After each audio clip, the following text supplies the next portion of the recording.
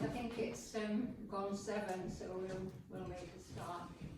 Welcome everybody to what is the first meeting of the planning committee for the new civic year. Those of you who were here at the last planning committee meeting will realise there's been a change of chair. Councillor Andy Wilson has moved onwards and upwards to better things and is now chair of finance and management, and I've returned to be chair of planning. Before we start, I just wanted to make an announcement. As we are all aware, feelings are running very high around footpath 80. All members of the public we've got here, 60.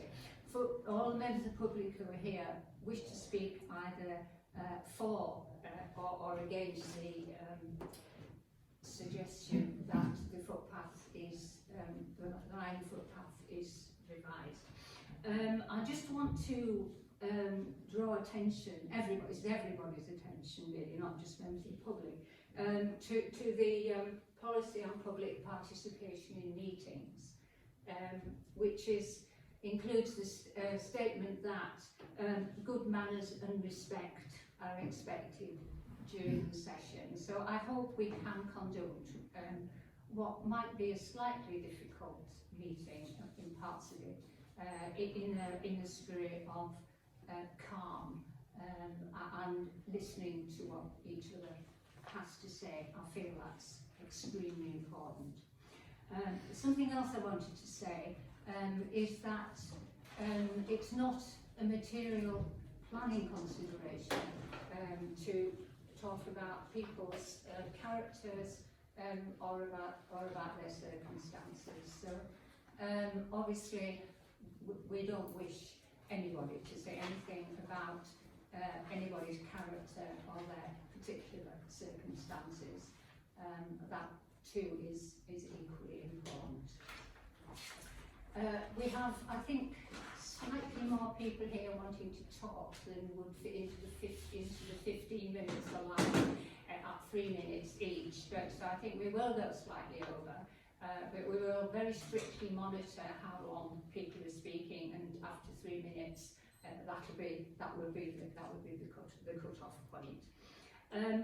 I also decided that we will not suspend standing orders during this meeting, so that the only time that members of the public will be able to speak is during our 3-minute input.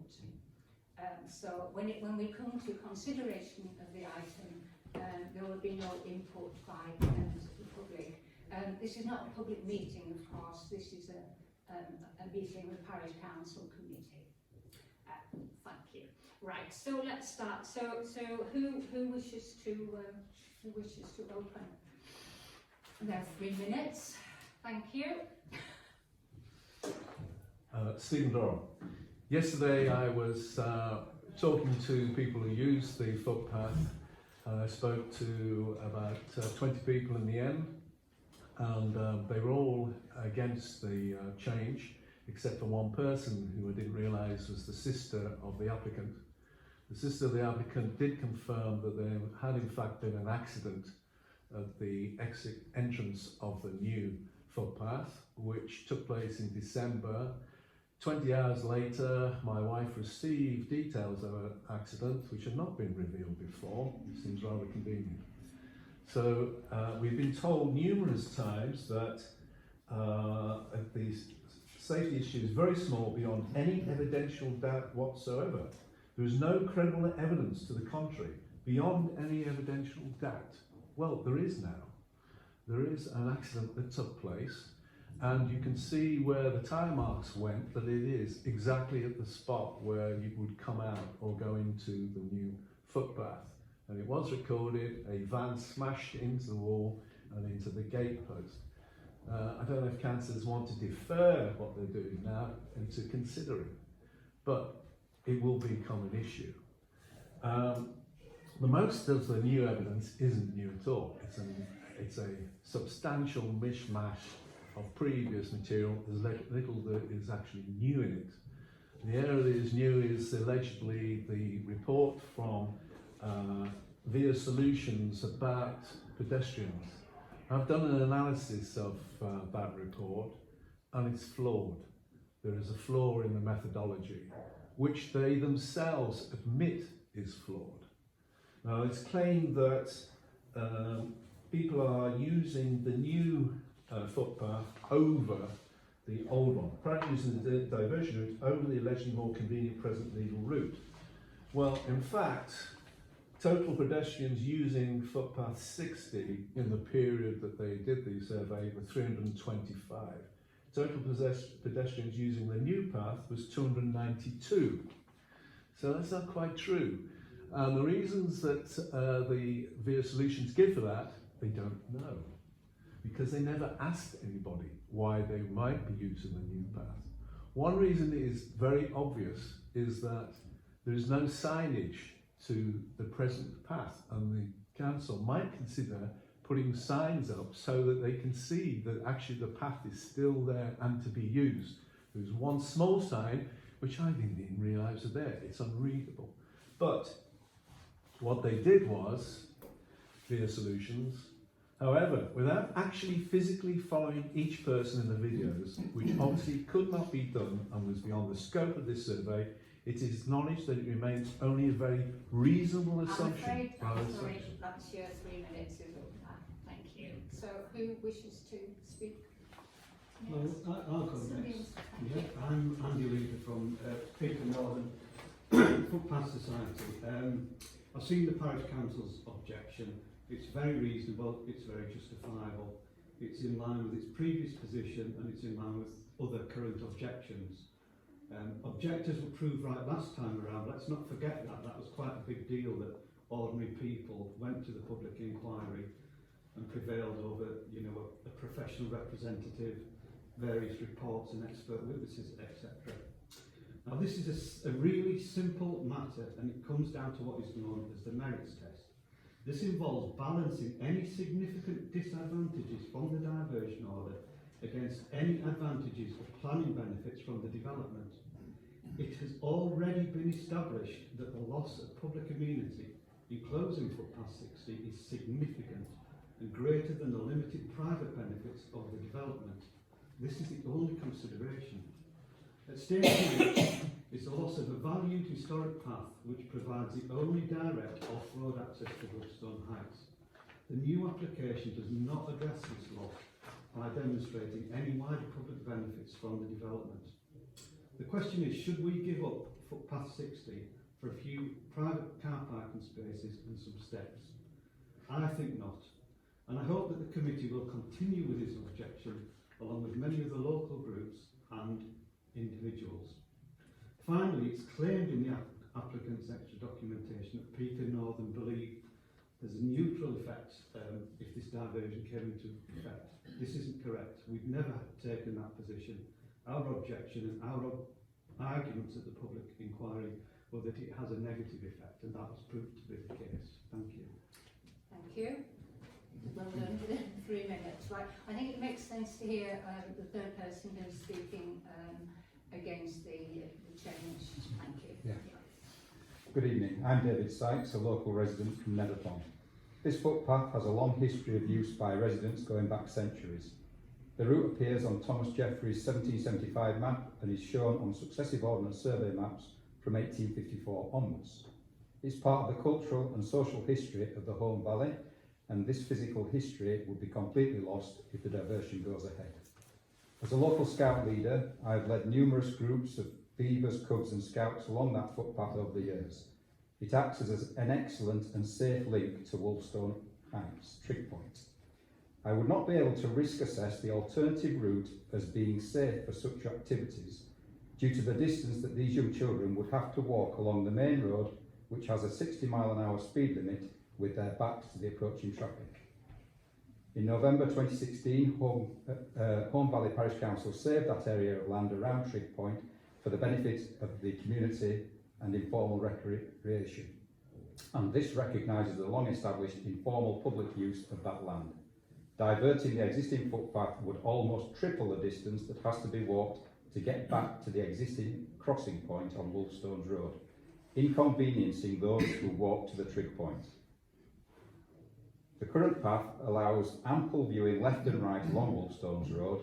Moving it to the north would not provide that and would require people to walk on their roadside, unprotected from passing vehicles. It would be dangerous to walk on that road as there is no verge and visibility is poor due to the bend. Walkers are therefore forced to walk on the east side of the road with any oncoming traffic at their backs. There is no justifiable reason for this footpath to be moved.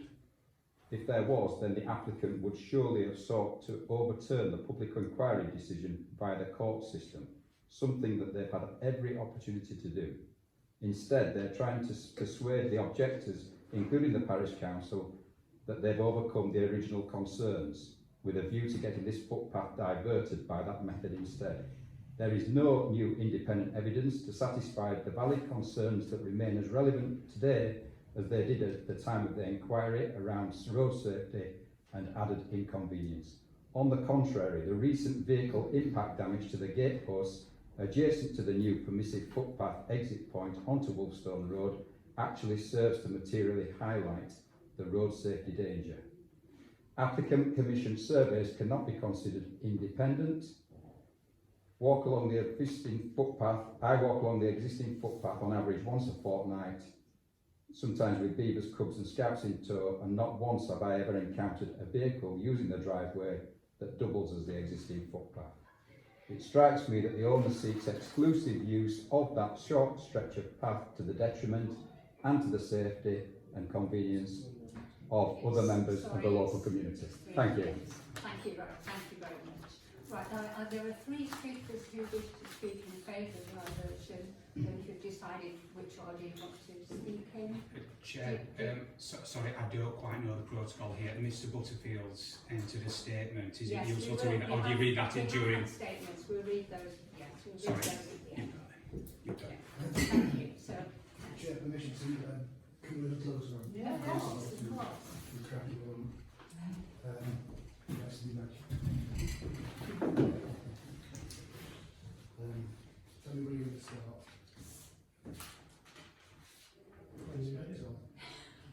Don't rush me.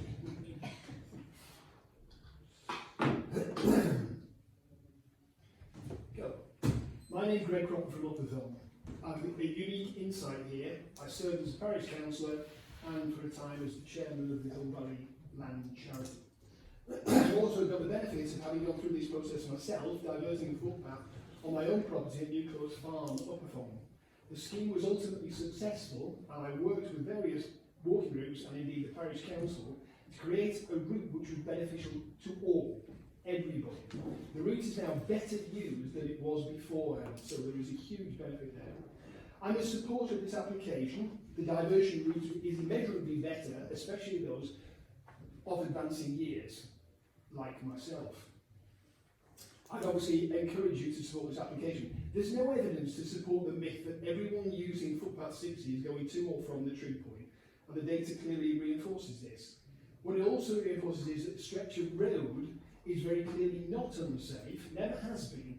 I've worked there, I have been there on a daily basis, and I see on an 8-hour day basis, so I know this. Having worked at Wolfstones, it is very clear to me that people are using that diversion route already, and I'm one of them.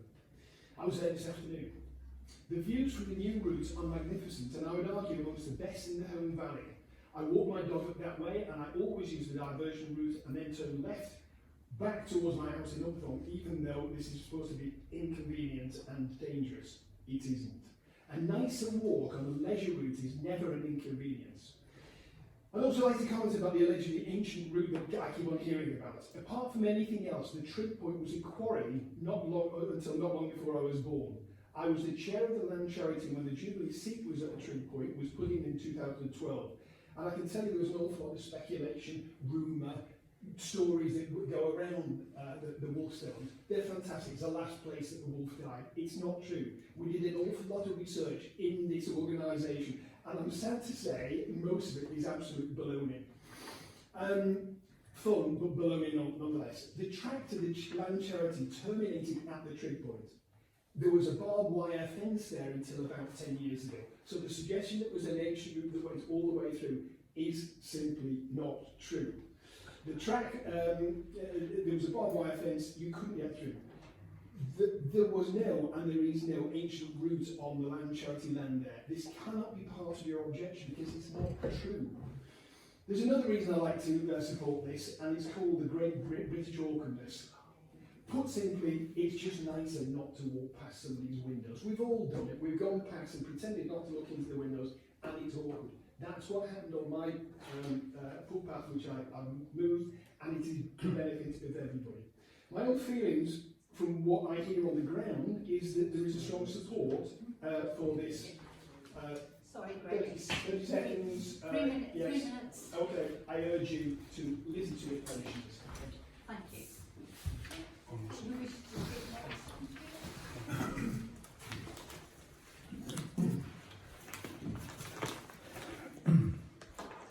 Good evening, committee. I'm here as one of your parishioners and a user of this path, but also in my professional capacity. For those who don't know me, I'm Russell Earnshaw of ADP Architects. Our office is just down the road here. I'm the one who designed this development, including this diversion route. Addressing a myth, first of all, apparently we didn't look at any other options. This is wrong. Contrary to what everyone thinks, Mr Butterfield does not own every speck of land up at Wolfstones. In particular, he doesn't own the large triangle of trees near the new diversion route entrance as it fronts Wolfstones Road. We did absolutely look at alternatives. Apart from land ownership issues, we would have had to cut through the setting, causing actual harm to a listed building if we had followed what has been suggested as an alternative route. That was a complete non-starter in itself. But more widely, there would have been other major infrastructure and engineering issues. In all reality, there was no other viable option. A point often overlooked is that the final design of the diversion route was actually devised in conjunction with a very significant input of Kirklees Council's head of planning, Matthias Franklin, and its senior rights-of-way officer, Giles Cheetham. How often does the head of planning attend a site? Well, he did in this case. He attended with me. Note also that the council actually supported the planning application. How could it not? They, after all, directly inputted into it. What has happened since has happened, but those are the facts. It's no surprise to me at all that there has been support from more chronologically advanced people. This was part of the design. A gentler gradient, nicer underfoot than that horrible slippery wind tunnel of the old driveway. Much more open, the new route, with fantastic views. And safer, yes, I'm saying it's safer coming out onto Wolfstones Road because you have much wider visibility displays in both directions. It was all part of the design, folks, which the council again significantly inputted to. I'm proud of that diversion route professionally, but equally love it personally, as especially my wife and myself are users of it. The two benches are also a very nice touch. If you've not been up there and tried them out, I urge you to go and have a look. Sit there and admire the wonderful view. I'm sorry, that's 3 minutes. Thank you. Right. Mr. Simon, your 3 minutes.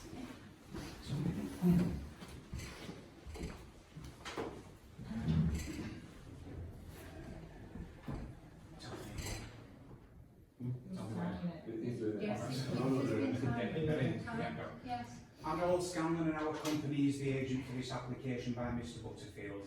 You are to be commended, committee, and it is sensible that eventually you agree to receive the full information and reconvene tonight. You have everything we sent, so we don't need to go through that, but we can answer questions. However, what we do have now is the outcome of the DFT's consultation. Purely in terms of numbers submitted, support does in fact outweigh objection once again. I just want to read a few extracts from the supporting representation sent to the DFT from your parishioners and other users. It offers a fine valley view at convenient Bentrest and eliminates a tedious steep incline which, at the age of 89, is of significant benefit to me as I potter along aided by my walking stick. Another says, my grandchildren enjoy the new route as there's so much more to see. The original walk that leads up between the two buildings is very dangerous. Another states, the new footpath is safer, cleaner, and the new route affords better views all round. Another says, do not let a small minority of misinformed anti-change campaigners take that path away from us and everyone else that has come to love it and even need it, and that is not an exaggeration over these last few years. A couple of others. More than anything, I am writing out of concern for my mum and dad. They need that diversion route, particularly as they get older. It really has become very important to them over the last few years since it has been in. I can tell you that there is no doubt in my mind that they will walk less in that area if this application was not successful. Finally, my mother has just had intensive palliative radiotherapy and the old footpath is too steep for her to manage even on a better day. Dad is in the early stages of dementia. He delights in the familiarity and the extensive views and opportunity to rest. And they go on to add, however, as their health deteriorates and more regularly now, Dad just likes to sit on the alternative route, taking in the views across the valley before retracing his steps back down. Not our words, but quotes from your parishioners and other users officially sent to the DFT. There are very many more. This is the other side of what you've been hearing, committee. People don't just want, or in some cases need, this application to be successful. Certainly, there are very many of your parishioners that prefer it from all demographic backgrounds. Which way the proverbial wind is blowing locally might be a hard one to gauge for you. However, what is not hard to gauge is what evidence the parish council has to offer at the now inevitable inquiry. You now know that you're a statutory consultee. You've now seen the applicant's evidence. Opinion is one thing, and is of course anyone's right. However, evidence is something different. A very respectful question, committee, particularly as that statutory consultee, is what is your evidence to the contrary of the applicants to substantiate your objection? Unless you think that we can help further, this is obviously now entirely a matter for you. And just while there's a few seconds, on behalf of the applicant, thank you again for this sensible reconvening and final consideration. On that aspect, you can no longer be criticised. Thank you. Thank you. Thank you everybody for your input. We now the Deputy Clerk is going to read out some of the submissions that we've received. Right, so we've got four. A phone caller just called in. She's been trying to send something over email, but I haven't been able to do it. So I'll just sort of pray to see what she said. So she was speaking in support of the application, and her support was based on for safety reasons. She thinks the corner where the existing path is more dangerous than the exit of the permissive path onto Woolstones Road. Then this is from the chair of Home First Walkers Are Welcome. She says, with reference to the above agenda item, I write as chair of Home First Walkers Are Welcome. Unfortunately, I am unable to attend the above meeting because of a prior engagement. However, I wish to make it clear that, having considered the further documentation made available, items D, E and F, Home First Walkers Are Welcome do not wish to withdraw their objections which were submitted to the Secretary of State on the 2nd of May 2024 and in 2020. And then this one is from somebody who's the leader of Home Valley U3A, University of the 3A Walkers Group. And he says, Dear Home Valley Parish Council, unfortunately I have a prior meeting on Monday evening, but I ask the Home Valley Parish Council to please take note of our opinions on the additional material provided in relation to the proposed diversion of Home First 60. After careful reading of all this additional material, we find that most of the information included is irrelevant to the main issue. I represent an organisation that aims to promote recreational walking in the Home Valley and personally lead walks of large groups, often on this footpath. The proposed diversion would represent a distinct loss of amenity for our members and, in our view, present a greater safety issue than at present. Nothing in this or previous material submitted changes our considered view. We will continue to oppose this proposed diversion and implore HVPC to do likewise. Please note the attached photos of Woolstones taken today showing Home First 60 and the usual obstructions in place. I also attach a photo of the U3A Walking Group Committee today following a brief meeting on Home First 60 where unanimous support was given for our objections. Mr Scanlon seemed to doubt my authority to speak on behalf of the Home Valley U3A, so those are the photographs there.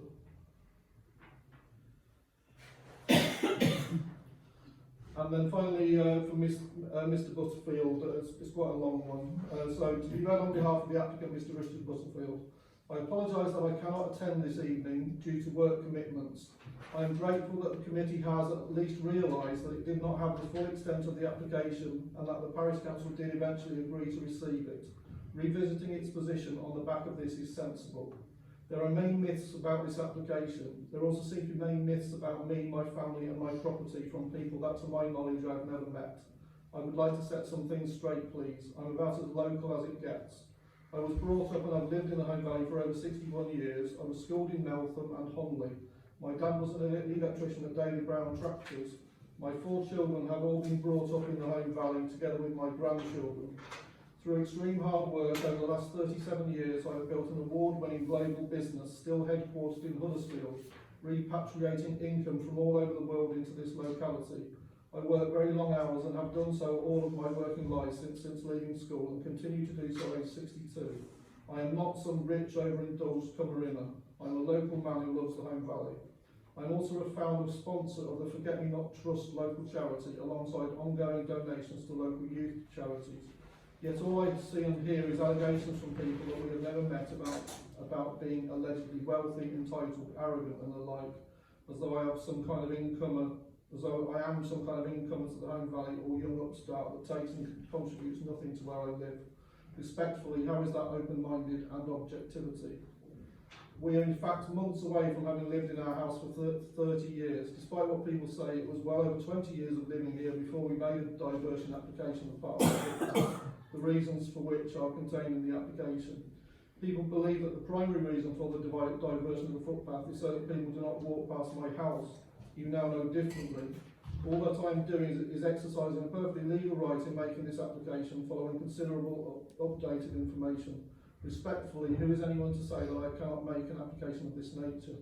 The question for you, committee, is whether to sustain or withdraw your present objection. It is understood that your job is a difficult one, finding a balance amongst tensions pulling in different directions.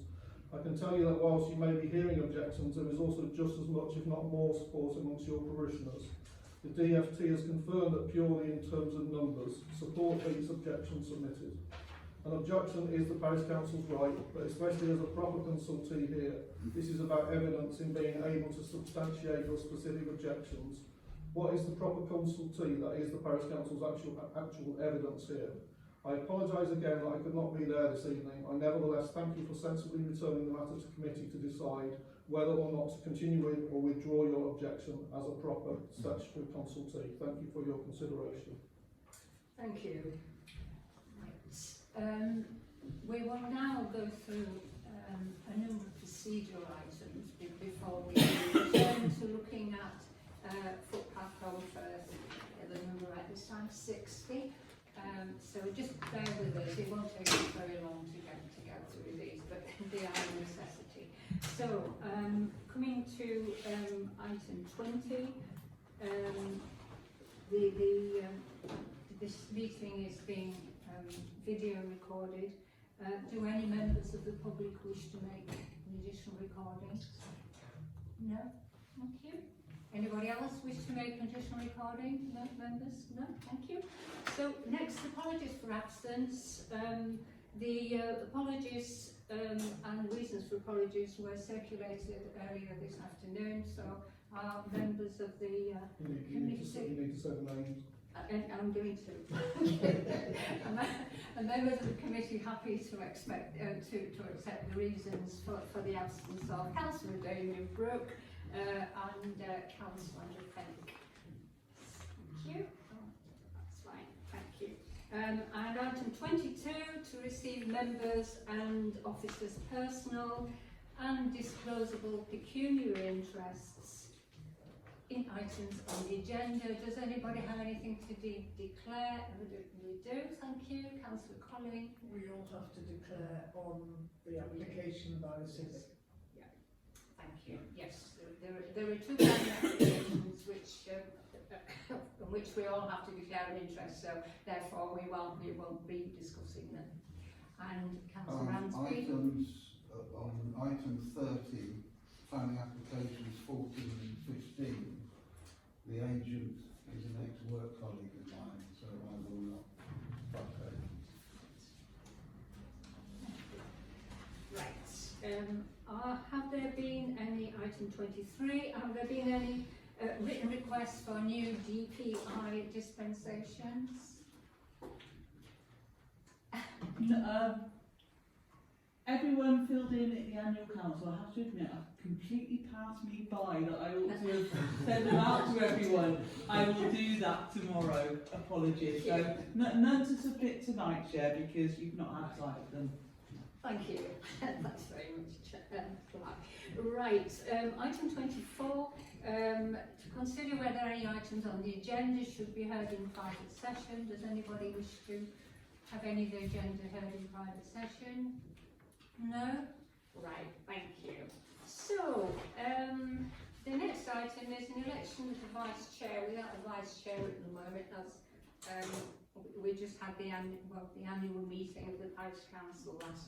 So, we need to elect a chair. So, would somebody like to propose? I propose Andy Wilson. Propose Andy Wilson. Anybody want to second this? That's very nice of you. Thank you. Are there any other nominations? Or? No. Are you all happy to serve? Everybody happy to go? Yeah. Happy to say that. So all those in favour of Andy, so that's unanimous. There you go. No escape. Thank you. Go into the big chair. You must. Oh. Right. So that's the end. You'll be pleased to hear that's the end of the procedural items, which are a necessity. So we move back to item 26, which is the footpath Homestead 60 at Wolfstone Heights Farm. We are, as has already been said, revisiting this issue because new materials made available to the councillors, and I wish to thank Mr Scanlon for the provision of that additional information. So all members have had access to that information, and it was fairly lengthy. They've had access for a few days, the opportunity therefore to look at it. And in addition, I did ask councillors to look very carefully at all the documents on the agenda which relate to footpath 60. So, does anybody wish to speak to this? I've got some questions. Am I allowed to ask questions? No. Who are you going to ask questions of? No, because we're not suspending standing orders. Alright, okay. No. Right. Does anybody wish to speak? Councillor Ransby?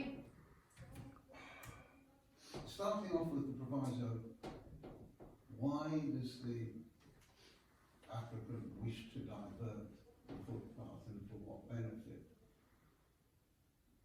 There is no benefit, not to the public. And to say that it's going to reduce the intrusion into his private space, there are no ground floor windows that the current footpath passes, so there is no intrusion into his privacy, his internal privacy. The permissive path is a very nice path, not disputing that, but I can see no valid reason that's been put forward to stop the current footpath. And so I see no reason why we should withdraw that. Thank you. Councillor Lyons? I have a footpath, as I've said before, that goes straight past my hot tub. Which can be very challenging sometimes. So I can understand why someone would wish to divert a footpath. I have 4 footpaths across my land, and I have had a run-in with Kirklees footpaths about my alternative permissive path, which I have then reinstated to the original path. And it's extremely hard to get Giles Cheatham, I don't think he currently works for council anymore, but to agree to do anything with a footpath. So if he agreed to move it, like was stated, and with the permission of the original Kirklees Council, I'm sort of in support of moving the path.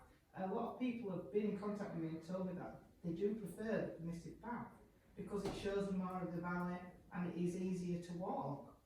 So I sort of am in favour of what, I know it's against what I said last time, but I've read all the documents, I've listened to what the, what the electorate have said, and, I can see the point. I get there's no ground windows, but, in my opinion, and people are ringing saying, former councillors are saying, look, we were involved and the path is better. So I agree to move it. Thank you, Councillor Ladd. Anybody else wish to speak? Or, yes, Councillor Wilson. I think it's worth looking back at why we're actually objecting, and a major part of that is because it's a historic footpath, and I don't think there's any denying that. And I think when you look around, there's quite a lot of groups that, quite rightly, in my opinion, jealously guard these footpaths, and I think for good reason. These sort of groups, and we've heard some of them, Peak Northern, Walkers are Welcome, Youth Brigade, Welfare Carriers, and of course there's ourselves. I think when I look back at other footpath diversions, and I take your point, Councillor Lyles, sometimes it makes sense to divert footpaths because both parties gain by it. I think when you look at this one though, all the gains are one way and all the losses are another. And if you, as I say, if you look at this one, the disadvantages to the general public are there's loss of part of a historic route, there's loss of a direct link to the permissive path up to the trig point, people will be forced to walk on a highway, and that will be the only section of highway on that route, and they will be exposed to additional risk because of that. Now, okay, that might be quite a small risk, and certainly a lot of this evidence, this new evidence, goes into that. But nevertheless, it's an additional risk that isn't there at the moment. I think it's also worth noting that a lot of the people that oppose this have opposed it on the basis of perceived risk. Now, that might not be borne out in actuality, but nevertheless, it's perceived as being a risky diversion. And of course, that means that they're going to be less likely to use it. And I think we've heard from one tonight who said they'll be less likely to use that route if it's diverted. So, summing it all up, I appreciate the extra information that we've had, but I don't think it makes any great change to the reason why we previously opposed it. And my suggestion is that we actually continue and sustain our objection. Thank you, Councillor Wilson. So is that a proposal? Yes. To formulate as a proposal? Right, and seconded. Thank you. So yes, are you to speak, Councillor Dixon? Yeah. From the representations we've been given tonight, I do get the impression that some people who do like the new footpath and some people like the old one. I don't know about the numbers, about how many like it, how many don't like it. I read through the material earlier about the risks with the cars and the number of people walking on the footpath and things like that. It's difficult to gauge sometimes with surveys when you've got numbers like in the summer holidays when they're doing them and things like that. And yeah, it's difficult to understand, but it is very evident that a lot of people do prefer the current footpath, but I do appreciate that other people may prefer the other one as well. We need to represent both sides of them, and if we're saying that if we were to say that to withdraw our objection and say, oh, some people like it that way, it's okay. What about the other people? I don't think we can do that. And I think our objection is fair and truthful what it says about it's a historical path used by a lot of people, and that's why our objection's in there. And I think our objection in our original letter is valid based on evidence that we've had. Thank you, Councillor Dixon. Does anybody else wish to speak? No. So we have a proposal which has been proposed and seconded, which is that we maintain our existing objection. Right. So we need to vote on that. So all those in favour of maintaining our existing objection. Thank you. Those against? Abstentions? Thank you. So we have resolved to maintain our existing objection. So thank you. So you are all welcome. Members of the public to stay for the rest of the meeting. You may or may not wish to do that. But thank you all for coming and speaking to us. Thank you. Thank you, Chair.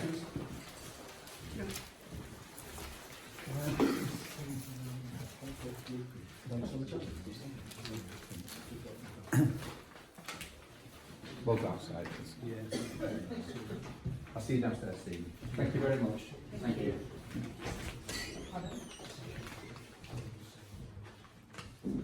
don't think it's on this. Yeah. Item 38, case standards, principal blueprint, and the plan application. Item 38, case standards, principal blueprint, and the plan application. Right. Could I ask that, because I'm sorry, I'm involved with this one as well in some way, that you consider the piece about the Convert blueprint? Can we stop? Because I'm sorry, you had your chance to speak in public session. I don't think this is appropriate. I don't want to speak. Correct. Well then, just stay, you're welcome to stay and listen, but... Don't forget to item 38. Sorry, I'm a bit lost. This is nothing to do with... No, No, nothing. it's not. That's okay. Thank you. You're very welcome to stay and listen, but you can interject in the meeting now. No. Thank you. Thank you.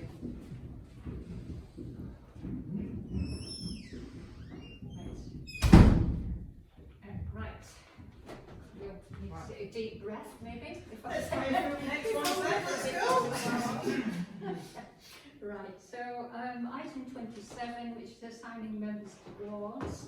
I think we're aiming to have two councillors per ward. So I'll go through in order. So who else wants to do Rocco's? Councillor Dixon, you've done it before? Yeah, okay. Okay, thank you. At Fullstone, we've got Councillor Firth already on, who wishes to cover Fullstone as well. I don't mind doing that. It's my wall where I want. Okay. In the past, I've done all the homely ones, and if I am on this committee, I'm still not convinced. I will do all the homely ones. Okay, I'll just keep going down in order. So Heckworth, we've already got Councillor Dixon around. So you do that. Thank you. Thanks, Joe. Alright, brilliant. Okay. Hunter Central, anybody want to join me in Hunter Central? Go on, Stephen. You do everything now. I did cover those, but there were only three of them anyway. So you put yourself, this is in perpetuity, it's not just for this one. So okay, Ransby for Hunter Central. Right. You're already down for Councillor Colling for Councillor Colling. Anybody else wish to do? We are very, very short of representation from. I covered those ones Did you because I cover- didn't you've- realise that Pat yeah. was on the committee.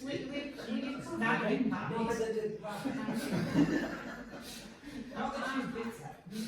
But you're not suggesting. I'm not going to do one of those, but I was thinking I'd do the Huron Valley.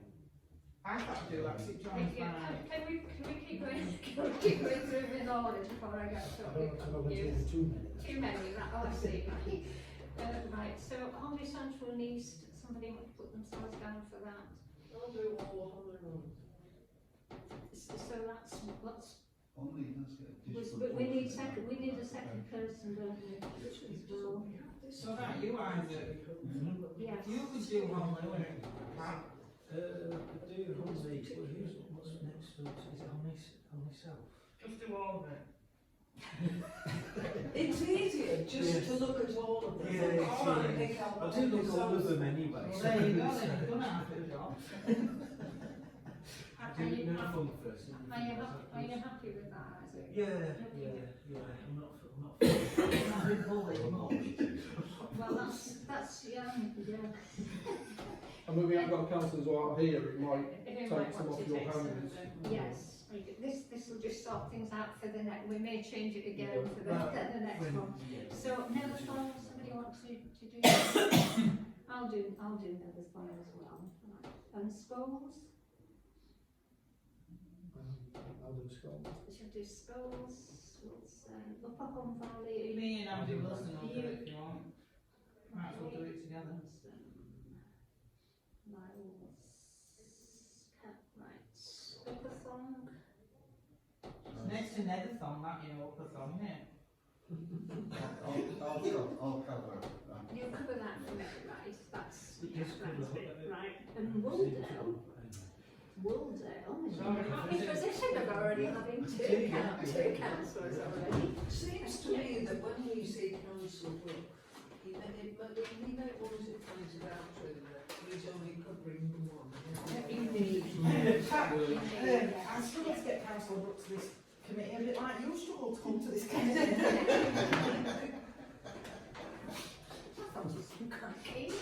Because I twisted his arm before I got here. Right, okay, moving on to item 28, which is confirming the minutes of the previous meeting. Can somebody, would somebody move it, approve and second, all in favour? Yeah. Completed planning, Kirklees planning applications list, can we note this please? All in favour, noted, thank you. So we come on to the new planning applications. So, not too many.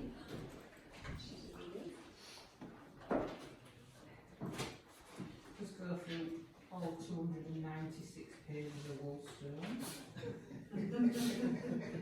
So that repetition. Okay, let's go then. So number one is 16 Moorside Road, Honley. Anybody? Support. Yes, I thought support. Yeah. Okay. People happy? Anybody anything different? Okay, so support. Doesn't get too happy here. Number two, which is 12 Grove houses, again in Honley, detached garden room. Support. I'm sorry to see the loss of the very fancy Wendy house. I went past the Wendy house the other day. Plastic. Can we list Wendy? And also, in the climate change statement, they do make a point of saying that the new garden room faces south, That's good. but it doesn't actually. If you look at their plan, Are you sure you've not got your compass the wrong way around? the south elevation is the blank wall. It actually faces north, but there you go. Would that make it any So, with the plans they've made for facing south, they're going to be cold in there. Yeah, they're going to face out onto the road. They call it a Which garden faces room. north. But really, it's a shed, isn't it, baby? It's a big shed with fancy doors. It employs people though, so we can... I thought this was okay. Yeah. Anybody, Yeah. nobody disagreed. I was just sorry to see the loss of the Wendy house. It's probably plastic. Right, was it not? Very fancy. 14, number 3, 14 Lathebank Drive, Homebridge. I look at this and Yeah. had trouble with it really. So, did anybody else like to? It's a very large extension, taking the house from 3 to 4 beds. It loses the garage. Oh, this must be. Sounds like it's in our meeting. And you know, you're looking really for a minimum of 2 car parking spaces, and with the drive that's left, you're going to have 1.5 car spaces. The thing is about Home Bridge, and I was talking to somebody about it at the weekend, is it's exceptionally hard to find a house in that village. Oh, I know. It's so lovely and like high. I've got no real objection to the design of the extension. There's a lot of on-road parking already, and to have At least they've kept it. I thought it was extremely large in comparison to the size of the house, and although they say it makes no change to parking, but it removes the garage, it obviously doesn't make a change to parking. Yeah, there's one in Holly does exactly claims it doesn't change parking. It goes to a 4-bed, yeah. and there's at best 2 parking spaces. I thought also their climate change statement was truthful. Councillor White also the same. Yeah. Was she objected? She said that she had a problem with the climate mitigation. It's not the best. As already been mentioned, I think it's over intensification. I think it's just too big for that. Unfortunately. So I think we perhaps moving to object, Harry, in terms of issues around parking and over intensification on the site. Okay, people happy with that? Do we need to vote? We seem to go out the habit of voting on these. So you're objecting. Do we want to say anything about the climate? Yes, let's say something about the climate. I think we They should. might get the message if we actually say something to them. Keep on saying it. It's complicated with stuff like that when it comes to extensions. Or like putting up like a sunroof or something like that. Do you really need much of a climate change? Are you making a sufficient change into your property to have big climate element? Well, they'll need a bigger boiler, won't they? I think it was the way it was presented, though. It was quite dismissive. I know, it's just the way I look at it. It's like if you see somebody who's building like about 20-30 houses, you expect a really good climate change statement, like solar panels and things like that. But if it's just a small extension of paying for a bit more. I think you can always find something to say, though, can't you, about using local builders and recycling materials? It's always, if you're taking it seriously. Yeah, if you said you were using local resources and local material from quarry, you'd be saving, not shipping it in from China. He's a local builder, but I actually spoke to him on Sunday. I still think that, as Andy said, it was a very perfunctory.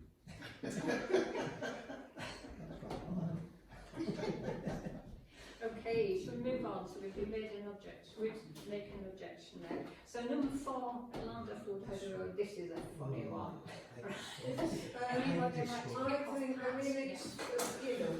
They're already building all the other 121 or whatever it is, and it will make 2/3 of no difference. And I'd rather not have had that many in the first place, but we are where we are. The one objection from a neighbour says that the piece of land on which these will be was, as part of the original application, designated a little parky area and the green space. I have no way of knowing whether that's true. If that is true, then we should object, since they've changed what was in the application. If that's not true, I don't know whether we've got a leg to stand on. I saw that, and then I looked at the original the original site layout. Yeah, I looked at the original site layout for the original application, and those houses were on that. But why on earth were they not included in the application? Well, because they didn't want to have to make 20% of them affordable. And numbers under 10 don't have to be. And I thought it was a bit of a shoddy documentation, because most of it was actually for the larger. Sorry. They might put a condition on it originally to like not have them houses and retain some green space, well, as part of climate and things like that, or just to keep the area nicer.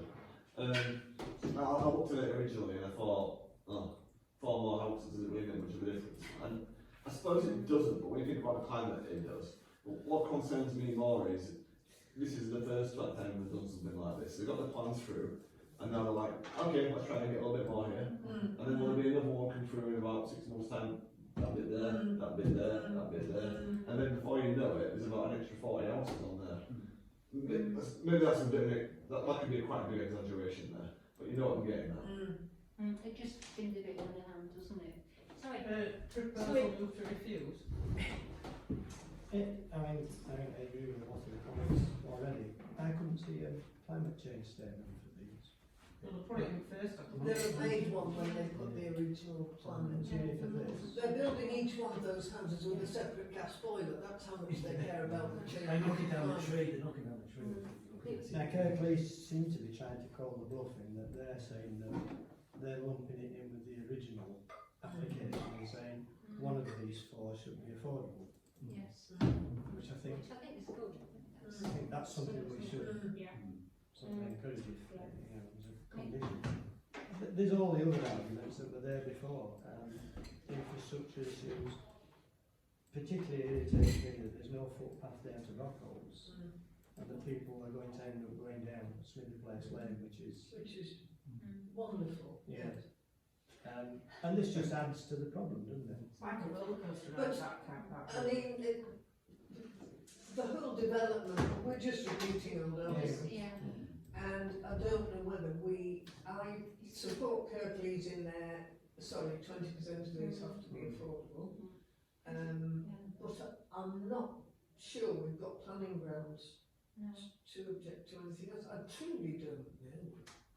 Shall we defer to Kirklees Council in this one? I think we refuse. No, I think we refuse. It is elements of climate change, and there were elements that Andy mentioned as well. Okay. I think we should refuse them. Because you mentioned that the materials used weren't there, or materials used, climate change. And where's the green space, and where's the footpath, and And where's the amenities? I think we could say as well though that the original plans were passed with this as green space, and we think they should be taken. They should be kept as that, as what they were originally planned to be. Why? What justification is there to change the original plans that they had to have? And they said, if you're in, why? Yeah, I'm not sure that's true. Mary thinks they were always on the original plan. Most of the documentation related to the 137 houses before. The only one I could find was the arboricultural. I saw that tree was one. the only one that seemed to me to apply to those four. But with a lot of these applications, it's come through us quite a lot of times, so it could be the case, Mary, that you've looked up one and then it's changed that there's been quite a few different applications for this. Yeah. So you might not have looked at the right one, I don't know. But I think we should refuse it. Like, Okay, I'm happy the coast defer to Kirklees Council, I'm perfectly happy. So happy to oppose? Happy to oppose this one, right. So then why are we opposed? Intensification. Well, I'm concerned about the issue that's been raised about it originally being designated green, and the officers can check. Well, the officers can check that, can't they? And I So query whether it yes, was. query, yeah. And query creeping intensification Yes. of an existing plan. Climate change. And I think we should know climate change. And the lack of climate I think change. a lot of the documentation didn't seem to apply to that. The deficiencies in the documentation. But if it does go through, support Kirklees in 20% of it being affordable. Yes, we could make that as a word. Okay. Is that okay? Yep. Speed writing. All right, let's move on to Wonderland. What a ridiculous name. However, I had an email from Martin Rostron who said he supported this. Anybody else? That would be. I suppose it's in the design. It's a very worthwhile thing to be doing. It does indeed, yes. Should we just support everybody? Yeah. With that, just support. Thank you. Fine. Shoulder of the Mutton Conservation Area. Who looked at this as well as me? I did. Yeah. The best thing to say about it, it's functional. That's not pretty. But whether I would have hoped for better. So a pergola with outside. It's just an aluminium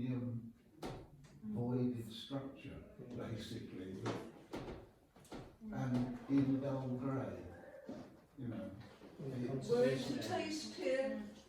No, it's a No, I'm just conservation. describing the colour. You know, I would have said the same if they put it in Peppa Pig Pink. But I just think it's, yeah, this, I would expect to see this anywhere else in the conservation area. An industrial estate, workers' smoking zone, yes, but a public outside eating area inside the conservation area, no. Typically about some fancy ironwork at least. You would have thought they'd have gone for a wooden pergola, Yes. and like maybe a wood burning stove outside to give heat instead of a gas burning. No, heat. wood burning stoves kill you. And particular. Tommy's. I think it would have, the work that they're actually doing would actually make the area, I appreciate your comments, but I think it would make the actual area that is around the back of the shoulder a bit nicer than it is currently. Oh yeah, But I totally agree with your comments, that it's probably not, it's probably not ideal for a conservation area, but you could say that about a few other things at the Universe Centre as well. I mean, there is an objection from a neighbour who objects to the intensification of use at the rear of the Next to licensing spur. 10:40. But you kind of think it's The noise, it's yeah. the shoulder. Right in the centre of. Yeah. If you buy a house next to a pub, you're not going to get. I think there were conditions on it that say like after 10 o'clock people are allowed to sit outside there, but I think that, yeah, okay, sorry Andy. Could I just say, it loses 2 parking places as well. I think we're moving Free parking spaces. I think we're moving to oppose this, aren't we? Yeah. Okay, on the grounds of loss of parking spaces, aesthetics. Can I make a different proposal that we You may. refer it to the Kirklees Conservation Officers Happy instead? to do that. Because I think it is supporting local business if by having this outdoor dining space and be good for local jobs. So I'm not against that. So I'd rather we did it that way. Need to make it look pretty. Okay, let's defer to, yeah, thanks Tom. I think that's the better outcome. Okay, defer to you. Right. Number 7 and 8 we don't comment on. Right, so that's a bit easier, doesn't it? Number 9 is the Roundway, only 72 Roundway. Yeah, this is like all of Roundway. Some of them have been altered, but originally none of them had parking spaces like old council houses. Of their age, they have enormous gardens front and back, and quite a few have created parking or garages. This house has neither. And they're changing it from 3 to 4 bedrooms, so it's another car on the street. I don't know where they stand, given that they don't have any off-street. I mean, they could create it, but that's a different project, isn't it? And I don't know where I stand on this one, to be honest, if they have none to start off with. But Yeah, I mean, I'm split on this one because to provide off-road parking, it wouldn't help their climate change statement because you have to demolish every hedge. So, and some of them, I think it's a fairly flat one, so it wouldn't Yeah. be, some of them you have to create really No. steep banking and stuff. So it's asking a lot to ask them to create a parking space for their additional bedroom. yeah, it's an old one. Yeah, I'm split on this. I said that I can find reasons to refuse it, and then you can also find reasons not to refuse I mean, all it. the materials match, don't they? Oh yeah, everything about what they want to do is fine. It's It's just a just the 3 to parking. 4 bedroom and no parking. Currently it's a 3-bedroom with no parking. Yeah, It but will become a are you 4-bedroom making with no the parking. issue worse? Yeah. I mean, a number of created parking spaces in the front, but as I say, they have got this massive hedge. No, there's no shortage of hedge, unless it's something very rare. No, it's just a big, Roundway's big full of hedge. big hedges, you know, so. I wondered whether it was perhaps over large, but I couldn't quite No, I think you'll find that the gardens there are huge. Yeah, they're renting Huge at the front in and relation huge to the at the size back. of the house, really. But so what should we do? I with mean, this what one they're then? doing, they're embracing the existing old outside loo and shed, Yes, joining it yeah. onto the house. Yeah, it wouldn't be too much, they're just, I don't think they're making it bigger, they're just, other than my joining at all. So do we in general support or? Yeah, I think Yeah, so. I think probably should we we support? support, yeah. Okay. Yeah. Okay, number 10, Old Mill Lane, Netherton. Old Mill Lane, rather. Demolition. Oh, this is a strange This is, one. I support this, they're getting rid of Yeah. an old shed and putting the new shed, which is across the drive entrance, onto the side. Yeah. Anybody, have you spotted this? I just wondered, one of the neighbours talked about it being really close so they couldn't actually get to maintenance. I wonder if it's possible to just move it or if perhaps they're using foundation. I didn't quite understand that. Or something. They're talking about only a 300mm gap. 30 centimetres. No, it's millimetres. 30 millimetres. 300 millimetres is 30 centimetres. Yes, it's tight, yeah. It's very, it's very close, isn't it? So, but But I couldn't understand where they're meant to be honest. I really yeah, I understand didn't. from their drawing. Couldn't see. Are there rules now? Yeah, there is rules about that. So It's supposed to be 2 metres, So, isn't I mean, it? the For a officers service can passage. It's The there, officers it's will there, have. it's there already, isn't it? What if we support but actually draw Subject to attention? that. Are you, there's a building there already? Yes. No, but no, the building's, the old building is coming down. Yeah, I know, but there is one there Yeah. already, Yeah. very close on the Yeah. same place. Yeah. So it's already, it's Yeah. established. You that- can't argue it, can you? So shall we say support? But Yeah. I think it's worth drawing their draw attention. attention to this issue about the lack of access to They're maintenance. supposed to know though, aren't they? There's an issue about potentially contaminated land, but they'll put us. They'll do a survey, won't they? There'll be something on there. Permission anyway, so. Yeah. Support. Okay, This one I'm interested in what you're going to so say. this Pam. one, number 11. This one.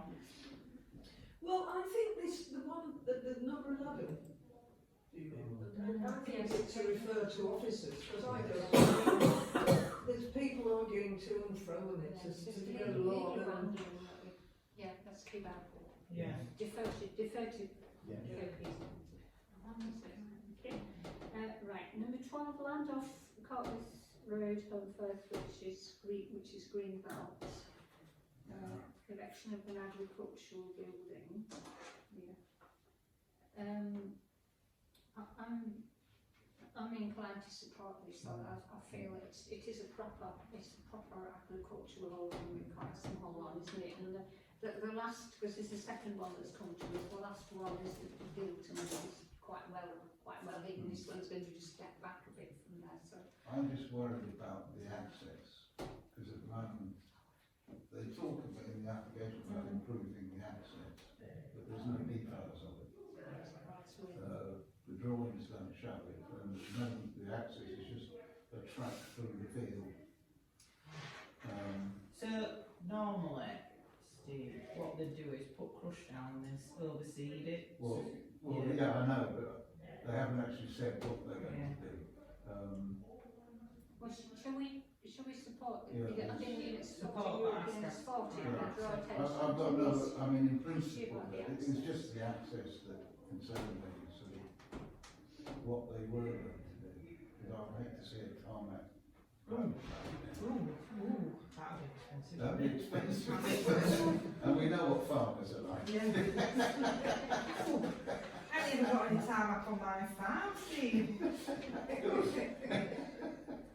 Be like a dream, that. I'd have had to one lottery. Now they've all crushed up. Right, the next one is a certificate of lawfulness, number 13, land of Far Lane, Hepworth.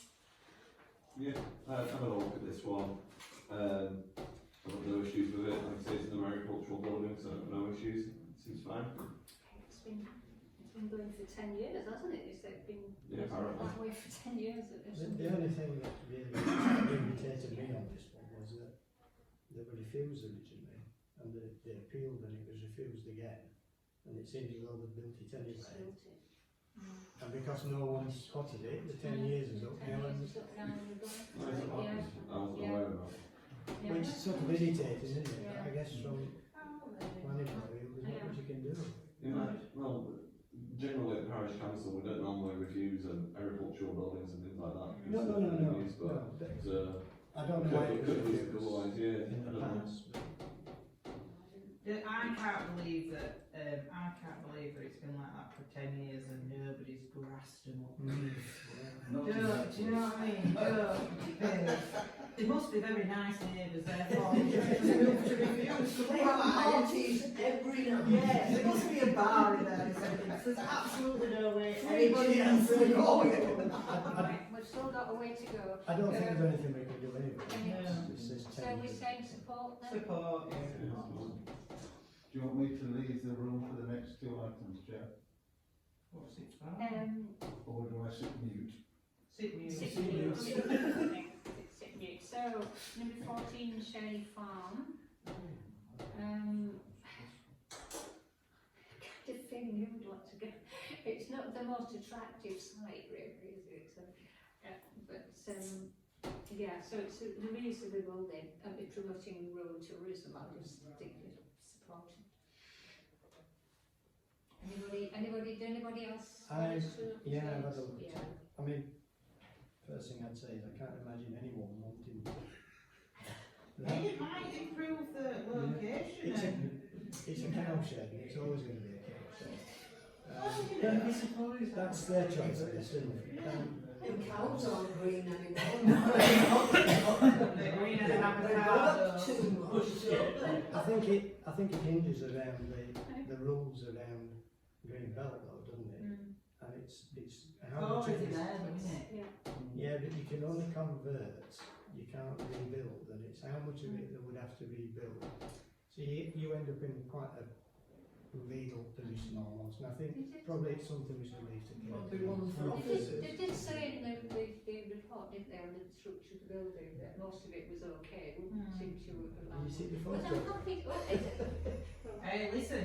I know exactly. I know exactly what it is. You see some of the properties that are for sale in Home Valley.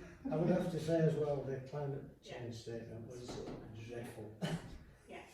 To be fair, though, it encourages Airbnb, It does, yeah. increase of business, they might come and bloody cycle here, might they? Yeah. You know what I mean? But I think there's a technical argument, and I think it's probably best not to. Should we defer to these officers? Yeah, it's better than refusal, isn't it? Yeah. So that's fine. And we don't need to find any reason. Number 15 is Leatherbush has Lane, and it's an air source heat pump. Well, they do refer to it as ground source as well, so, but it is. It is air source, yeah. I don't think we can refuse this. Support? Support, yeah. Support, thank you. I thought the plans were poor, Pretty poor, yeah.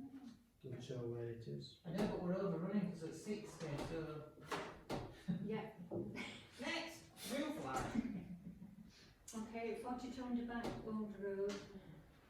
One of these buildings that's got more floors one side than the other, typical in Underbank. Anybody look at this apart from me? Yeah. And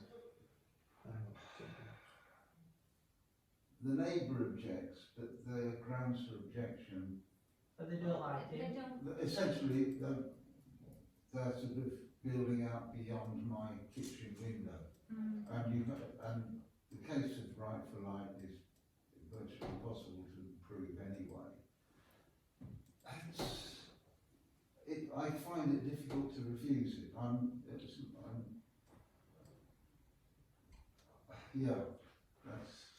I sort of support by default, so to speak.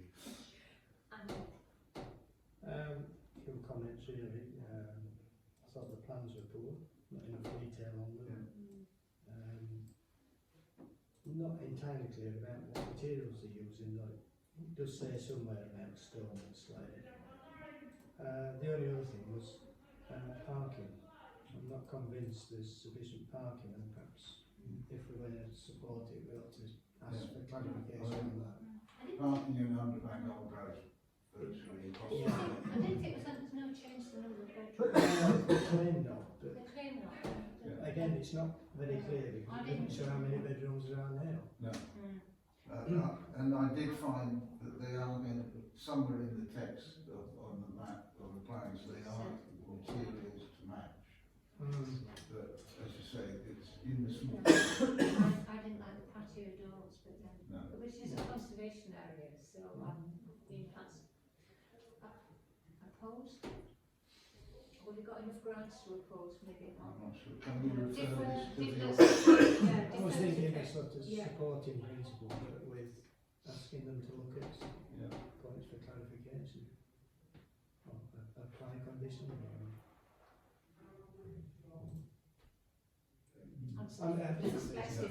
Should we defer? Yeah. Okay, the Willows Field at number 17, the Willows Field End Lane, Homley, roof lantern, big house. Support, yeah. Absolutely, no reason not to. It's no impact on anybody else. Can I mention my flat roof?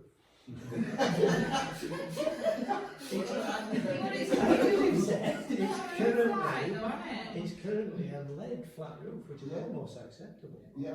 And they're changing it for a fiberglass one. Yeah, but just been playing that living will pay for an extension. But I mean, it's fairly.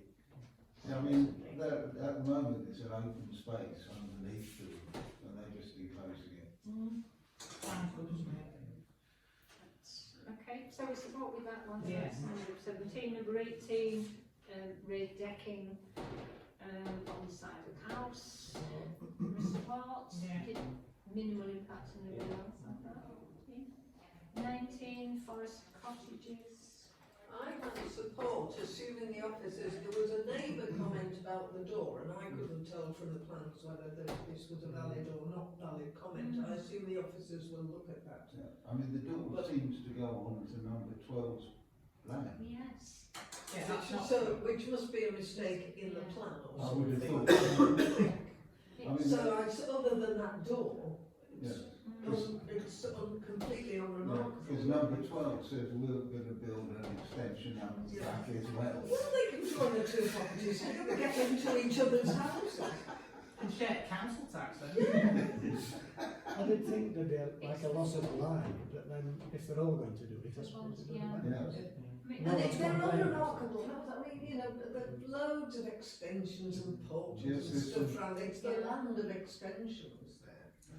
It's where you like where you live, isn't it? It's the full width of the property, isn't it? I think it's the full width of the property. I'm not sure. And they've got the side opening doors as well as having patio doors. I think everything really.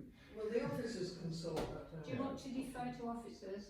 No, I want to support it. With a note to make them look at that door.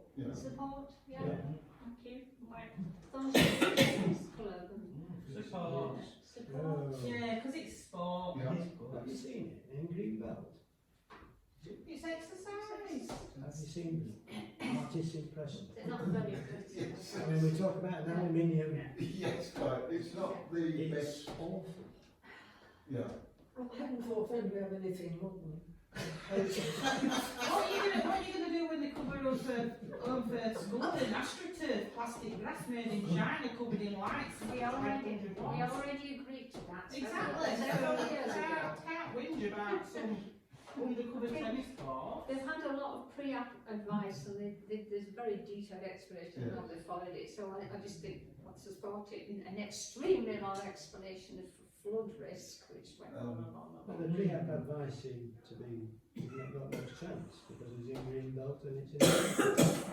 Someone will get someone a backhander, it'll go through. We'll Have we got a division of opinion? We are being recorded, Joe. Oh, You just said it could be libel. Right. They'd have to prove they haven't been paid. I think you should say something like, oh, it was a joke. No. Right, what are we going to say about this one? Which one are we on? We are still on Thornsbridge, Tennyson, Fitness Group. I support its activity. I know it's Greenbelt. Apparently, Where are the courts being built? I'm just trying to look at the plans now and put them. Are they? Overflow car park, I think. Some a couple of Oh right, tennis on the far side. On the far side. So they're tidying up some So over there, they've got like you got like the nice course at the front, and then you've got the other course at the side of that. I played on a couple of times because I'm crap at tennis. So when I play with my mate, I didn't want to play where other good players are playing. So this was like during the COVID times where there's only outdoor things you could go and do was do tennis out. So I went to play a couple of times down there. And some there, and then there's some that people play football as well around that bit there, around the side. Yeah, And they aren't the best courts and things like that. So if they are improving the courts, it's because they've got all the other ones are all booked up and used. So this is for a different sort of tennis. You're using different size tennis. oh, like pickleball and things like that. It's paddle tennis. Paddle. I think that's a good bit. So there's a lot of people who want to play different kinds of sports. It's an introduction to tennis. There's pickleball that they play down here, and it's supposed to be easier on the body and easier on the joints, and a lot of older people play games like that and other things like that. So I think it's good, and we should support it. Inclusion. And it's quite well shielded, isn't it, from the road. These cards are that you can only see the good cards, can't you? Shall we support them? I think so. I would. Yeah. Yeah, of course. You would oppose it, right? I think We it's need to vote. inappropriate. Do we I need to propose do we support? support it. I'll Support. second that. Support. Anyone against? Sorry,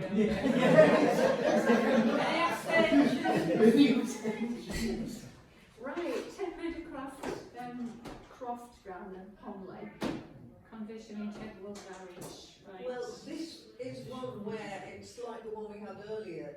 They claim there's the same parking, but they're removing a garage, so there isn't. It's one field parking space. I mean, it's a perfectly innocuous application, but it removes the Well, parking should we space. say support, provided the parking is adequate?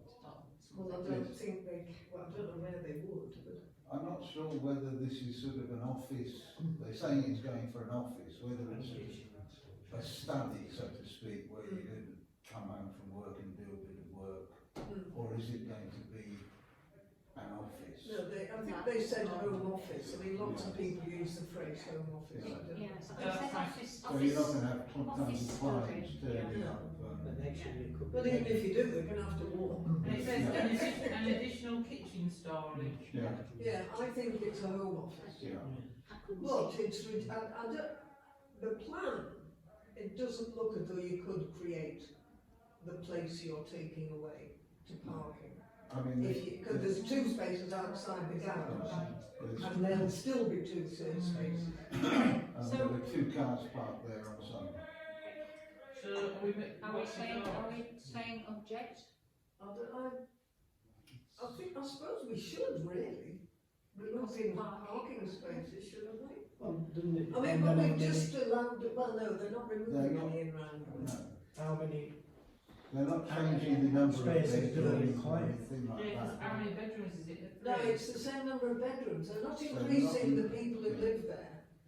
They're reducing the parking space there. They're Well, turning the garage into an office. But if it's a 3-bedroom house and there's already 2 parking spaces on the drive, we don't really have a reason for refusal. I think they're not using it as a garage No, anyway. I mean- Nobody around here uses garages to put cars in. And judging by the width of the cars they've got on the drive, I don't think either of them will fit in the garage anyway.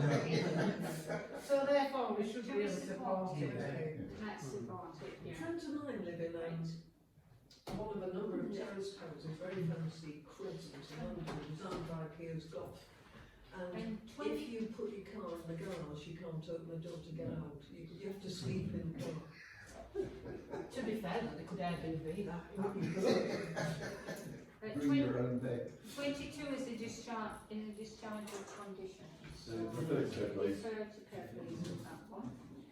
Okay. Oh, well, that wasn't too painful, was it?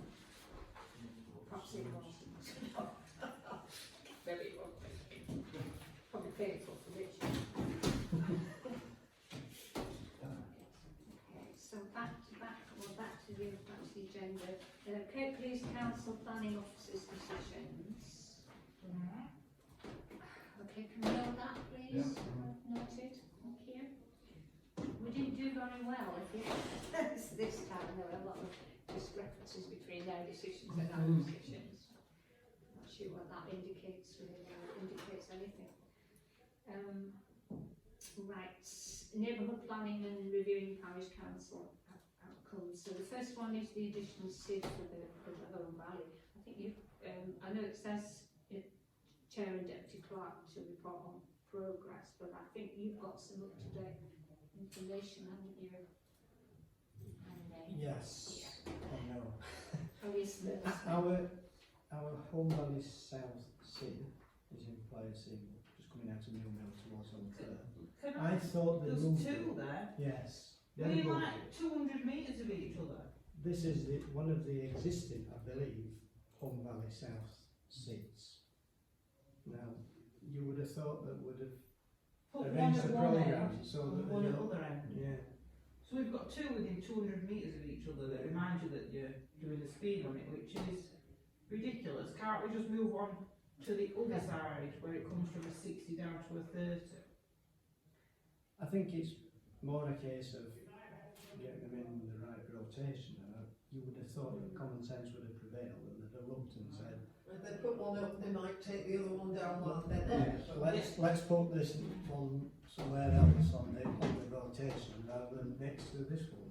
Literally 4 posts away from each other. It does seem strange. So, Councillor Hughes. Yeah, I just noticed that new one today across from the high school.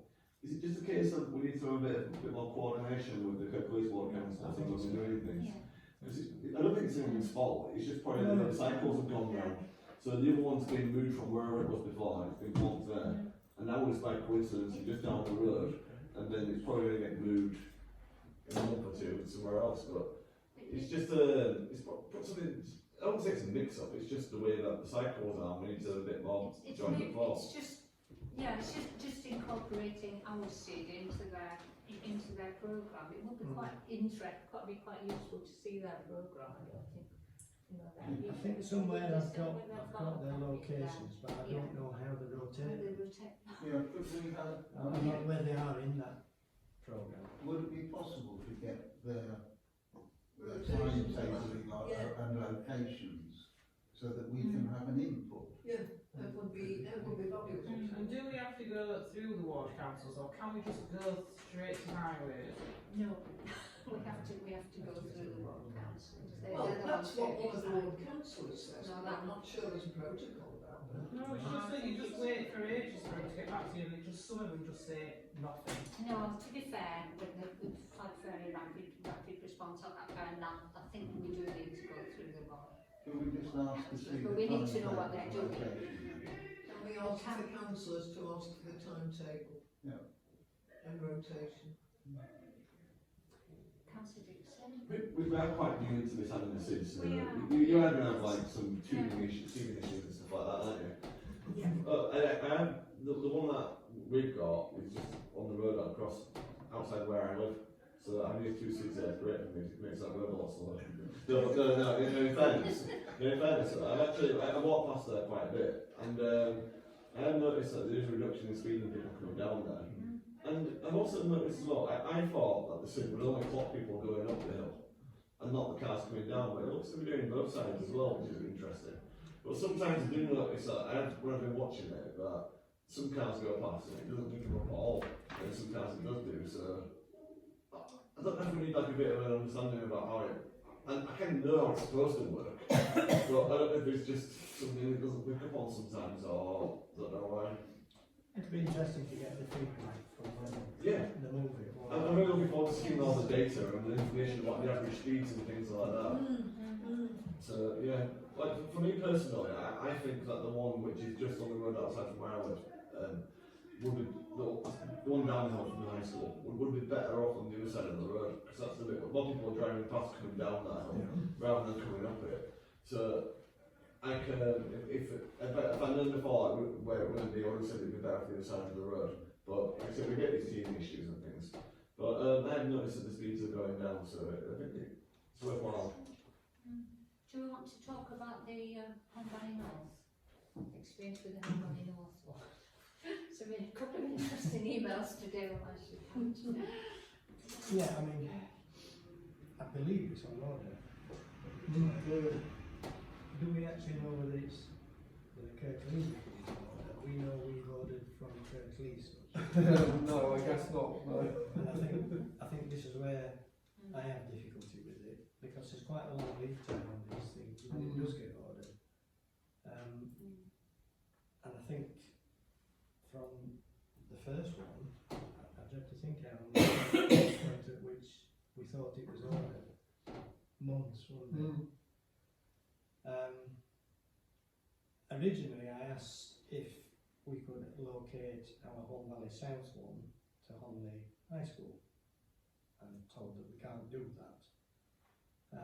So what I've asked now is to the Home Valley North councillors if they would be prepared to relocate one of theirs to Honley High School until ours comes, given that we could be months away from that. Councillor Greaves has replied to say he thinks we should wait, basically. You said that to me. He'll tell us how we do, why we can't. Yes. I haven't had any reply as yet from the other two North councillors, so we'll see what they have to say. I'm still hopeful that they would agree to do that. Donna said she did agree to do that. It was Charles that said no. Well, there's the three of them have to agree collectively, don't they, to do that. Well, what's the other councillor? Is that who's the other councillor? Tony McGrath, Conservative. Right, then I'll just message him now. Don't send a message when you're cross. I'm not cross, I'm just telling him how to solve it. I just think, you know, it's clearly it's an important issue to lots of people, not least as only high school students and staff. And I think we should do all we can to get this thing in place. Absolutely, before they leave. They don't leave till What, the year 7? They leave, the ones who were active and met us at the, were you here when we came and presented it? No. Oh, they were brilliant. Sorry, Councillor Dixon's. Yeah, I think it's up to the Honley North Ward Councils what they do with their soon, isn't it? Like I said, we would like it to have it up there and it would make sense to us, but they might have somewhere else where somebody else wants it as well, or various other big reasons for why they don't want it there, so it's up to them, isn't it? I've got the email from Charles about where, when he's talking about we, I presume he's talking about the ward councils, but basically that he's asked Kirklees to put 2 in Meltham, one on Huddersfield Road near Hall Close, one on Broadlands Road, and then 2 in Honley, one on West Avenue, and one on Grasscroft Road. That's where we're going to put the Home Valley North. Including on the weed board. The one we put, he's just put HVPC are funding a new SID which will be installed on either column 11, 12, 13 on Station Road, Honley when it arrives. Okay. So we've got to wait for our own, they're not, he's not willing. No. But the others are. When he's talking about the we here, I mean, what's he talking about? It's the royal we. It's the royal we. They'll be falling out with this family. He's copied in Donna and Tony as if it's a collective she decision. sat next to me and she said she agreed to move. I thought she did. She did. And I'm holding her to it. So. Perhaps She wants to argue with me over Charles. Yeah, well, perhaps you're right. They might have a list of like other residents who've got other issues from before, and it's just they're getting round to it. I know what you mean, but they must have been reasons. They need to prioritise the children of the village though, and that really bad road, don't they? Really. The Home Valley North councils need to sort that out for themselves. Is there anything else to report either on that issue? I think we have to look at the programme, but that's probably for a future meeting and I'll talk to you soon. I think we should, we should take a moment to be happy that we've actually managed to get a series in play. I know it's taken a long time. For free. Yeah. And we've got several months now where the school term's coming to an end, and then there's the holiday. So there might be a possibility of getting the one into Station Road by the start of next year. It would be nice though, because our youngsters leave in August.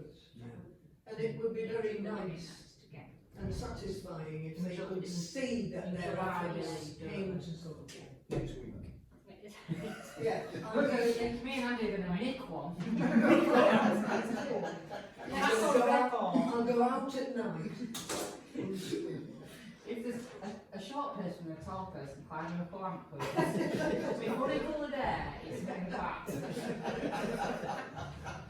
Right, we'd like to catch up. Let's keep going. So, traffic calming. To note that second set of bollards has been ordered for Brockhall School. Any update on that? It's Councillor Fenwick dealing with that. He was quite excited about it last time we talked about it. He was pleased. And to note that any consideration of any further action at this point. No? Okay. Just keep nagging away at the things we try to make. Councillor Wilson, do you want to talk about your email to Octopus? Well, you have the leading out. They Yeah. come out, they have them. Yeah. So I've Yeah. emailed them, Yeah. the head, she's come back slightly ambiguous really. They're quite heavy and it's quite onerous having to put these things away. Just tell them she'll lose them now. Well, but then she's saying they are useful. Well, she'll have And to make then her she's, mind up. There's well, plenty she's of saying schools. perhaps we want to use them somewhere else. I wondered if there was a bit of a middle ground where they don't necessarily have to put them in and out twice a day, but perhaps if they just put them out in the morning and collected them at night. Yeah, and leave them out all day. You don't want to see them there over a weekend, and No. I have seen them there. Or all night where they're more likely to get pinched. I think it must have been subsequent to your email. When I drove past, was it last weekend? Are you checking on them, Steve? No, I just happened to be passing, and there were none on the pavement. So they must have taken them down the steps and just into the. Can't they just keep them in the playground instead of taking them into the They building? don't have to be kept indoors. I mean, once they're taken down into the school. I feel sure there's a bit of middle ground here somewhere. Yeah, they don't have to be locked up, do they? And padlocked. I'll maybe try and get hold of her. Yeah. Probably best speak. A little visit, I think. Speak to. We had it on the meeting last week, and I never had a chance. But yeah, I did notice, because I had noticed previously they were left out, and then last time I drove past, I thought, oh. Or worse still, some of the houses are using them to stop cars parking outside the houses. That's quite ingenious, really, to be fair. Yeah. I mean, that would be the other alternative, is to put one in the neighbour's garden overnight. Tom's patiently waiting. Tom's the only one who indicates he needs to speak. We need to be a bit better at this. It'd be good for an Emma to get a report back. It might be that we just decide to take these and have them at different schools at different times. And quite often, if you do leave something there too long and put it out like every day, people stop taking notice of it after so long. So it may be the case that you might have it in one school for like about a month or two, and then they might get fed up putting them out every day. And then they can have a break from it, another school can have it, and various other things. Yeah. But we'd just get the feedback at the next meeting and go from there.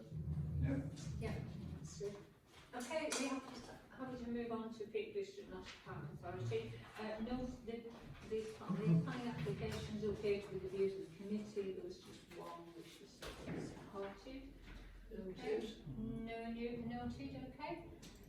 Nothing else to note on there. Consider any further action? No. Okay, so we're on to ongoing campaigns. So I think it's We could have these engraved. Don't take credit for them awful Lego bricks on Burnley Road. It's opened. They're horrific though, aren't they? Well, not mine.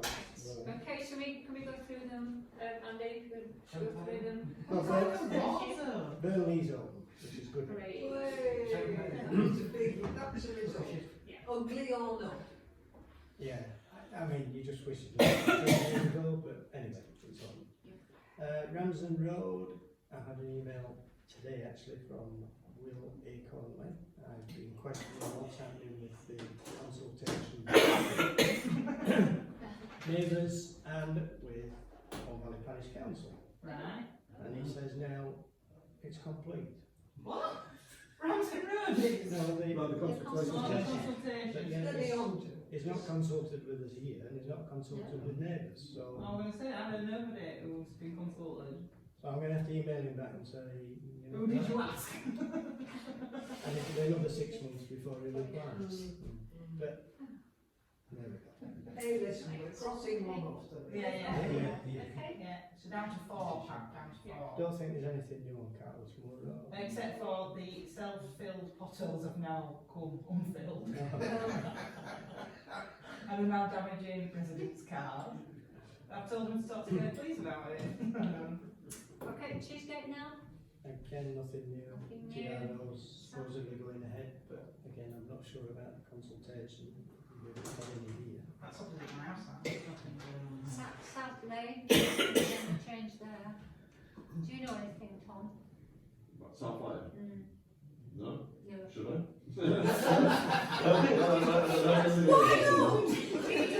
Last time If you went past South Lane, you noticed last time like I think an you extra did, brick or but I've not seen anything. No, no, South Lane. I walked past it the other day and no, it still looks good as it was. Yeah. I seem to remember Councillor Crook saying it was probably going to be the same contractors that did Burnley. I don't hold to that, but it may be that they move from one to the other.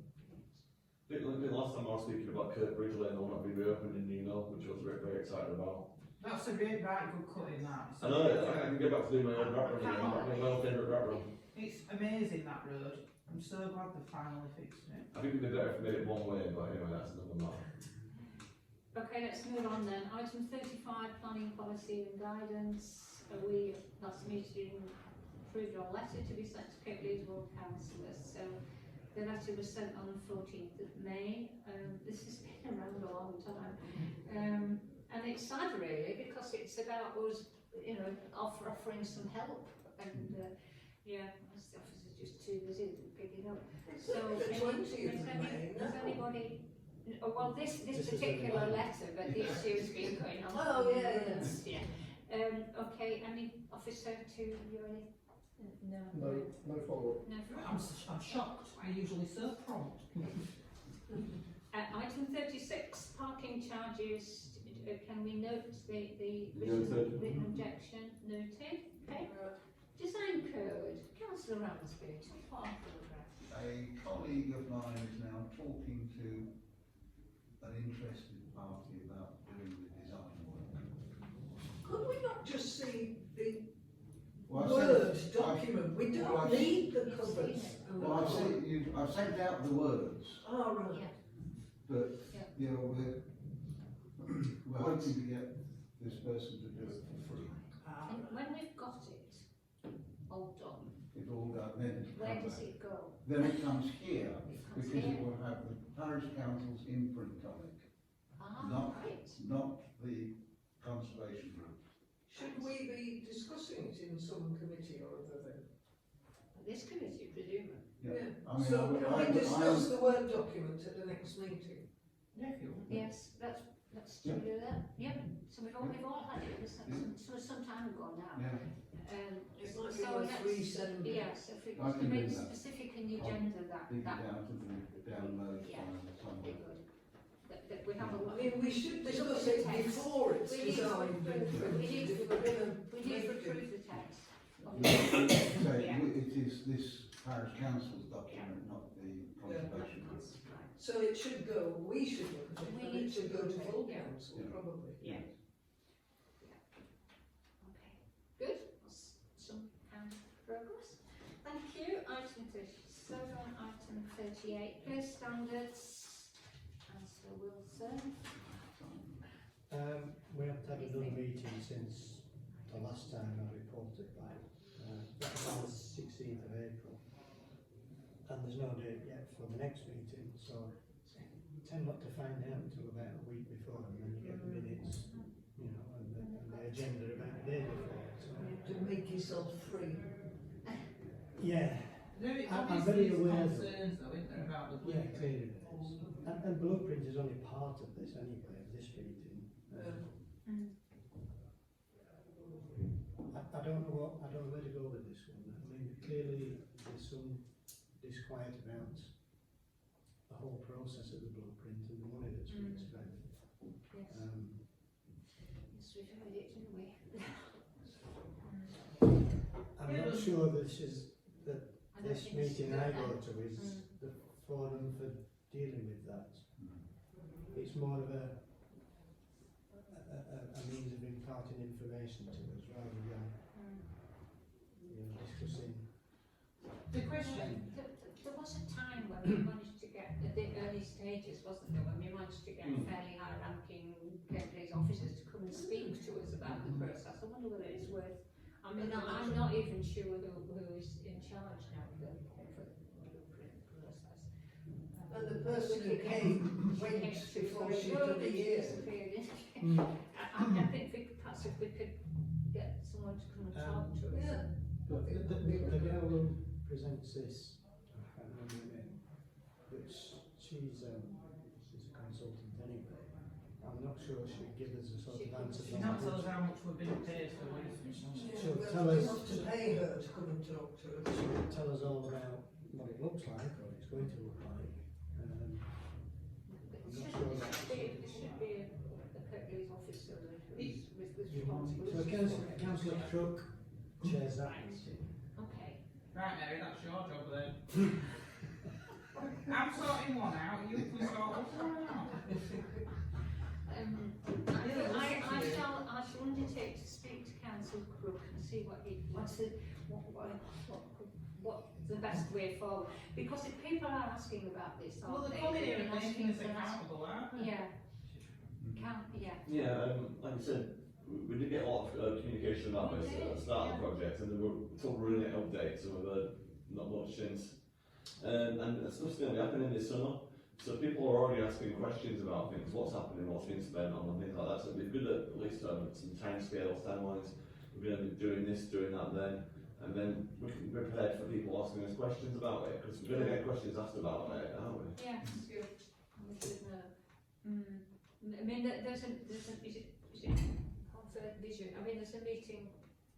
It's tomorrow. A meeting tomorrow night, and I think you're attending that. But we are elected officials, and They're so they should have come Yes. about it Yes. before anybody else, really. Yeah. You think? We are voted in to represent the residents of the Home Valley, and we don't find anything out, and everybody who's won't put their hat in the ring, won't come to the meetings on Monday night, don't want to be criticised, don't want loads of hassle, just seem to run the roost, and I'm not quite sure what's going on. And I get that they're all, have their own vested interests, but our vested interests are the people who pay their council tax and bother to vote us in.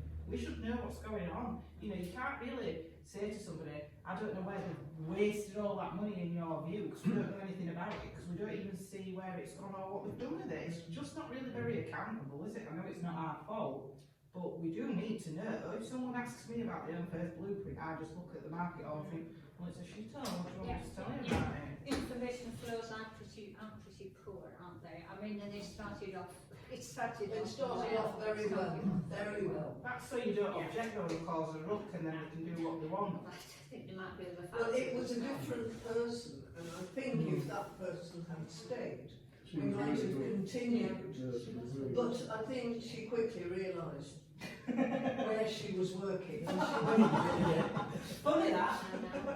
Right, come on, let's Next. let's move on, please. Item 39 for Saddleworth draft enablement plan. I don't know if anybody had a look at this, followed this up. I did it today, and I thought when you think that our enablement plan is, I had a look, 235 pages long. It's a very unwieldy document. Theirs is 55 pages, at least it costs, and it's far more user friendly. It's far more direct. I just thought it was completely different. And I think we have a kind of policy if we're asked to comment on something that we should really. So I'm happy. I mean, and they're facing similar challenges to the Home Valley in terms of affordable housing and the environment, transport. So it's a very similar kind of place. So It used to be part of the council, Saddlewood. that used to be part of your constituency, didn't it? It used to be. But they So I think I feel we should respond, and I'm happy to put a few notes together. I'd quite like somebody to just work with me on this. So I'm looking for volunteers. I'll work with you. Okay, that's fine. Yeah. I mean, it won't be hugely lengthy. I just feel we should respond to this.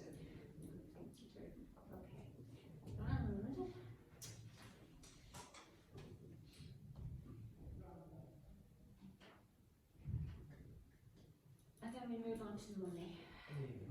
We haven't got one. Money. Right. Is anything you wish to report, Rich? There's a lot of narrative. I suppose that even with all the money that's going out, there's still quite a lot of money left. With the two lots of bollards and with the two lots of SIDS, you're still going to have £4,265 left in the earmark reserve, which is quite a lot. And obviously you've still got the entire budget left in the neighbourhood plan budget, so you've got 1,500 left in that as well. So you might have more money left than you were expecting. And also the VAT return of those items. That will go to your budget, unfortunately. Bit weird, isn't it? Would it, going back to last week's council meeting and your extraordinary explanation about earmarked and unearmarked, could this be in any way used to assist the movement of these funds that you were outlining? Well, the problem in a sense has gone because we've moved the 15,000 back from the playground Please don't do it all again.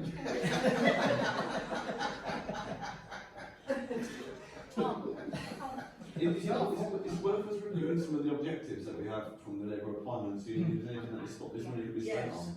One of the things was like what Stephen was talking about, you've been working on. Is there any, could this money be used for anything that is part of your scheme or anything like that at some point? Well, we need to think about this because the money's there. Rather than just putting it back into earmarked reserves and it going into a black hole, this committee's got some money to spend on projects and we don't want to give it away and then have nothing to spend if we get something that come up in the next few months. Well, maybe what we should do is all read. Sorry. Joe.